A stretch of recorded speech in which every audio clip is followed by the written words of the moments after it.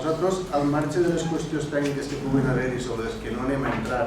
el que sí que volem deixar clar és que des d'un primer moment ens hem posicionat, des del primer moment, torno a insistir, en contra del projecte del camp de golf. Llavors, per coherència, tot allò que suposa una menor actuació i que en el futur poguera derivar en una reversió que sabem que no passarà, però des d'un plantejament polític, tot allò que siga no avançar en una major transformació d'aquella zona ens pareix que cal apoyar-ho.